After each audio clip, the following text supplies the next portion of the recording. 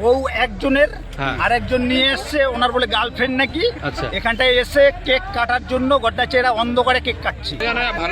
নারী নামে কলঙ্ক না তুমি, রাস্তায় রাস্তায় ঘুরে বেড়াচ্ছ, ভালো করছো না? শুধুমাত্র তোমার কারণে আজকে এই জায়গায় সব ফ্রিডম দিয়ে দিয়েছি, সব ফ্রিডম দিয়েছি আমি তোমাকে। বিয়ের 8 বছরে যা দিয়েছি এরকম কেউ পাবে না।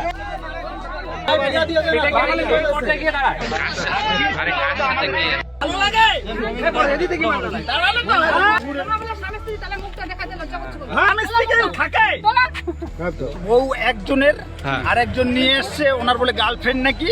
এখানটায় এসে কেক কাটার জন্য গড্ডাচেরা অন্ধকারে কেক কাটছে। এটাই আমাদের গড্ডাচে পাড়ার গড্ডাচে কিছু ছেলে পেলে ধরে ফেলছে।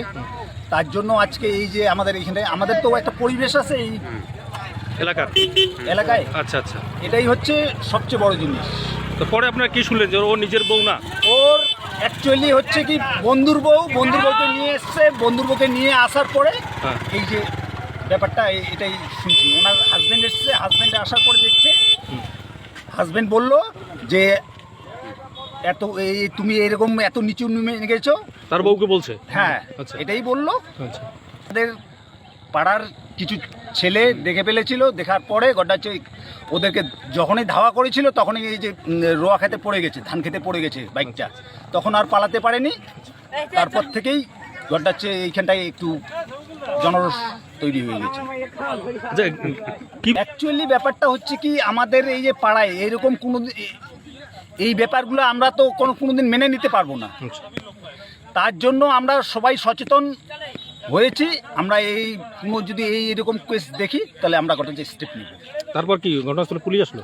হ্যাঁ, পুলিশ এসছে। পুলিশ আসার পরে গড্ডাচে ছেলে আর মেয়েকে নিয়ে চলে। আপনি কি আপনার স্বামীর সঙ্গে সংসার করবেন না? মানে কতদিন ধরে ঝামেলা? ঝামেলা আজকে থেকে না, শুরু থেকে ঝামেলা। ও তো অনেক চেষ্টা করার পর ঝামেলা ওর নিজে বুঝাইতে পারে না। যে ভাই হয় সেও আমার নাম হয়, যে কাকা হয় সেও আমার নাম হয়, যে মা হয় সেও আমার নাম। মানে আপনাকে সন্দেহ করতো? হ্যাঁ, এখন থেকে না। আমি যখন ভাই ধরে কান্না করতাম যে এই ভাষা আমাকে বললো না, ও তখন থেকে এই ভাষাই বলতো। কোথায় বিয়ে হয়েছে আপনার? আমার বিয়ে ছিল ভোটপাড়া, আমরা বাড়ি করছি ধূপগুড়ি 5 নম্বর। আপনার বাড়ি কোথায়? 5 নম্বর ওয়ার্ডে। আপনার স্বামী এখন কি বলছে? ও কি বলতেছে আমি জানি না, কিন্তু আমার বক্তব্য আমি ওর সাথে সংসার করবো না। তাহলে এলাকাবাসীরা কেন ধরলো আপনাকে? এলাকাবাসীরা ধরো মার দিতেছিল, যদি রোডের মধ্যে পড়ে যায় ওই জন্য ধরে আটকাইছে। হ্যাঁ, ওরা ধরে আমরা এসেছি। আপনি